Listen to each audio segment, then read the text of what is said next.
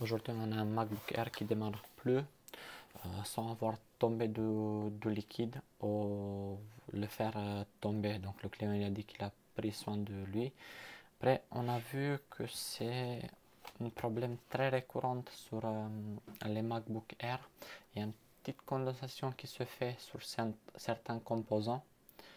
On verra si sur cela c'est bien le cas ou pas. Donc on va l'ouvrir et on verra si c'est bien ça sur le nôtre.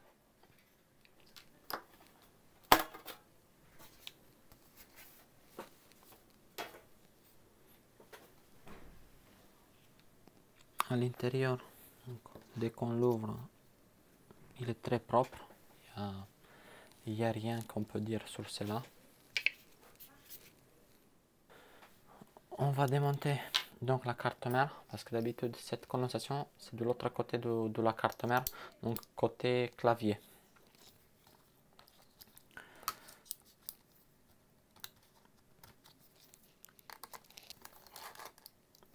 Cette modèle apparemment il était acheté il y a 3 ans.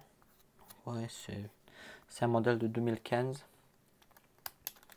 Sur cela on a vu pas mal ce problème se produire.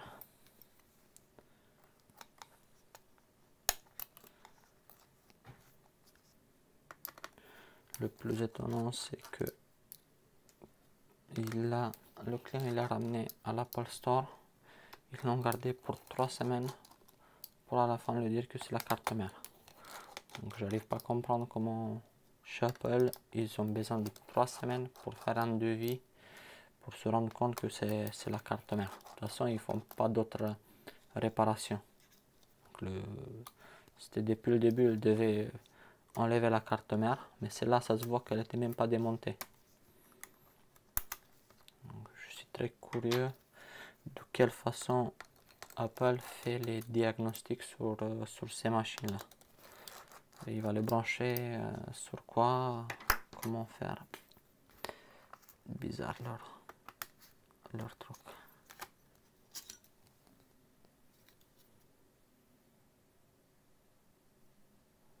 Donc, à l'œil nu on voit rien, on dirait pas que c'est le même souci comme d'habitude. D'habitude c'est un de ces composants là qui est oxydé, même s'il n'a pas pris l'eau, ils arrivent à s'oxyder d'une certaine manière que ils le rendent inutilisable. Je vais vérifier le reste de la carte mère pour m'assurer que on ne loupe pas un composant. J'ai cru avoir affaire à quelque chose de simple, mais il va falloir qu'on utilise notre cerveau cette fois-ci. Ah, on a trouvé notre coupable. Hop.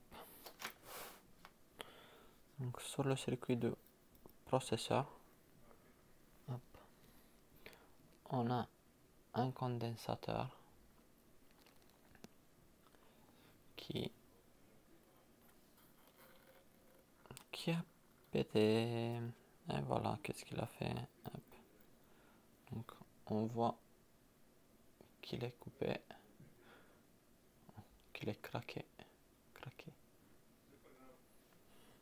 Donc là une fois on a vu cela, c'est bon. On va vérifier et je crois que il est court-circuité de l'autre côté. Donc, là ici il y a le plus positif et voilà, il y a un court-circuit. Donc pour cela il faudra l'enlever cet condensateur et on va le remplacer par un autre. L'idéal pour les condensateurs comme celle-ci, c'est de pas trop chauffer avec de l'air chaud, mais de rajouter de l'étain de deux côtés. et chauffer le moins possible. Donc, sur cette côté, on peut rajouter bien de l'étain. De l'autre côté, ça va pas rentrer, bien sûr. Ouais, déjà, côté déjà c'est pas mal. Hop.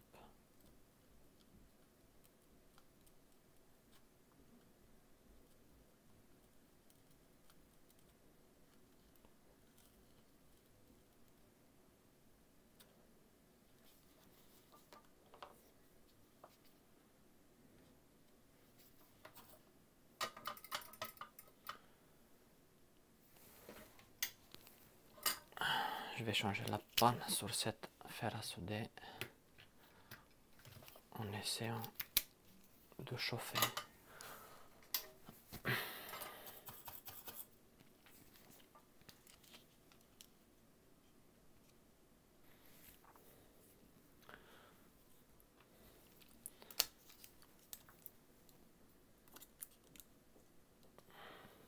Je vais protéger un peu l'autre côté contre la chaleur. Et malheureusement, on n'a pas d'autre option que de le chauffer avec de l'air chaud.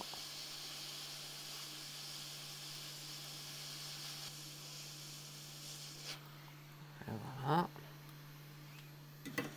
Celle-là, il est enlevé.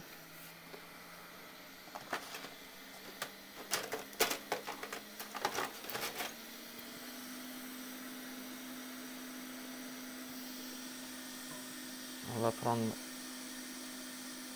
un autre condensateur depuis une autre carte mère.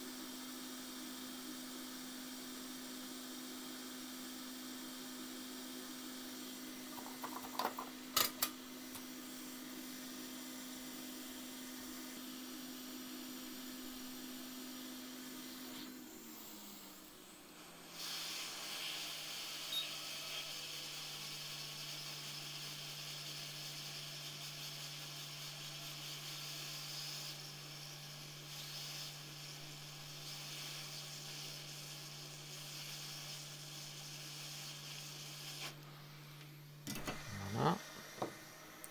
On nettoie un peu.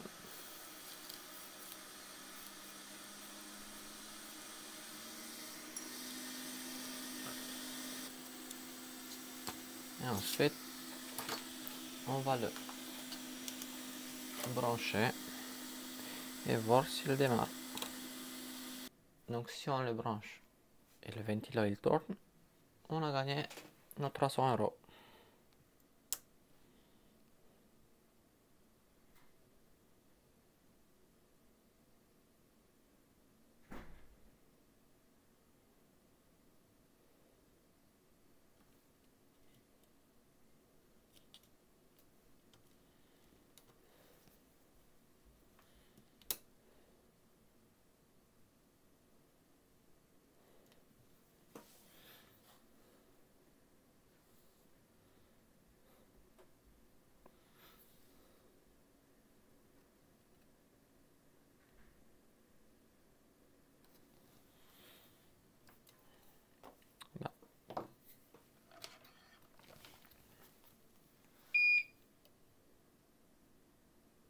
Donc, vu qu'il démarre pas encore, on va essayer de tester des... comment ça s'appelle? On va essayer de tester les fusibles si tout toutes les fusibles fonctionnent correctement. Hop. Donc en mode continuité, on va partir sur la plus importante. Et bingo. On va remplacer le F7140.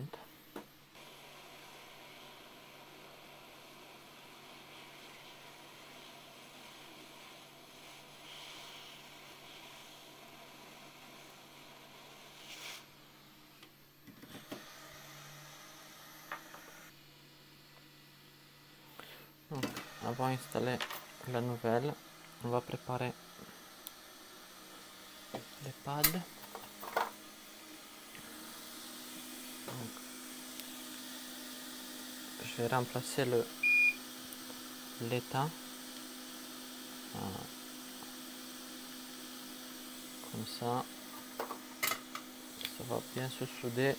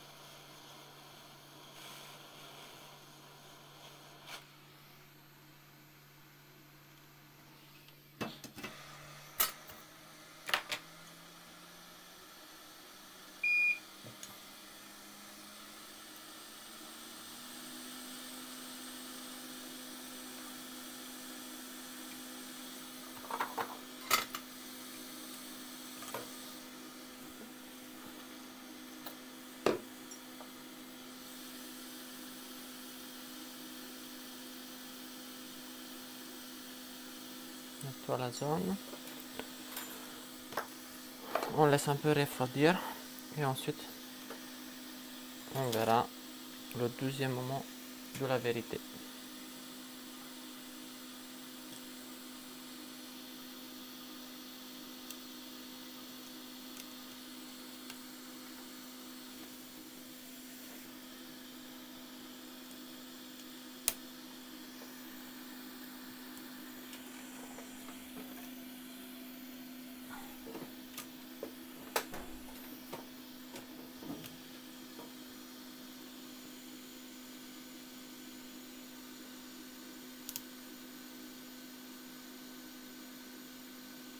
Ah.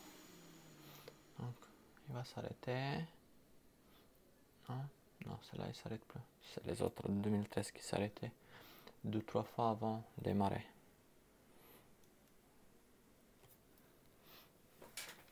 Et voilà, on a gagné l'argent pour la journée.